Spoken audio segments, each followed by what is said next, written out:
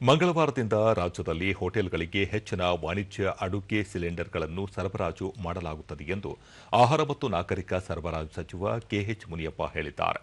ಬೆಂಗಳೂರಿನಲ್ಲಿ ಸುದ್ದಿಗಾರರೊಂದಿಗೆ ಅವರು, ಪ್ರಸಕ್ತ ರಾಜ್ಯದಲ್ಲಿ ಶೇಕಡ 20ರಷ್ಟು ಮಾತ್ರ ವಾಣಿಜ್ಯ ಅಡುಗೆ ಅನಿಲ ಸರಬರಾಜಾಗುತ್ತಿದೆ.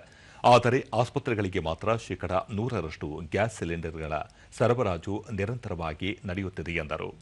ಪ್ರಧಾನಿ ನರೇಂದ್ರ ಮೋದಿ ಹಾಗೂ ಪೆಟ್ರೋಲಿಯಂ ಸಚಿವ ಹರ್ದೀಪ್ ಸಿಂಗ್ ಪುರಿ ಅವರೊಂದಿಗೆ ಸಭೆ ನಡೆಸಲಾಗಿದ್ದು, ಅಡುಗೆ ಅನಿಲ ಸರಬರಾಜಿನಲ್ಲಿ ಉಂಟಾಗಿರುವ ವ್ಯತ್ಯಯ ಸರಿಪಡಿಸಲು ಪ್ರಯತ್ನಿಸಲಾಗುತ್ತಿದೆ. ಜನಸಾಮಾನ್ಯರಿಗೆ ನಗರ ಪ್ರದೇಶದಲ್ಲಿ 25 ದಿನಗಳಿಗೆ ಹಾಗೂ ಗ್ರಾಮೀಣ ಭಾಗದಲ್ಲಿ 45 ದಿನಗಳಿಗೆ ಒಂದು ಗೃಹೋಪಯೋಗಿ ಸಿಲಿಂಡರ್ ವಿತರಿಸಲಾಗುತ್ತಿದೆ. ವಾಣಿಜ್ಯ ಅಡುಗೆ ಅನಿಲ ಸಿಲಿಂಡರ್ಗಳ ವಿತರಣೆಗೆ ಸಮಸ್ಯೆ ಉಂಟಾಗಿದೆ.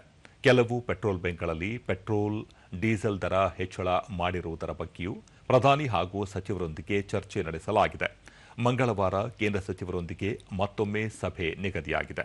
ಆ ಸಭೆಯ ಬಳಿಕ ವಾಣಿಜ್ಯ ಅಡುಗೆ ಅನಿಲ ಸರಬರಾಜು ವ್ಯತ್ಯಯ ಸರಿಪಡಿಸಲು ಕ್ರಮ ಕೈಗೊಳ್ಳಲಾಗುತ್ತದೆ ಎಂದು ಹೇಳಿದ್ದಾರೆ.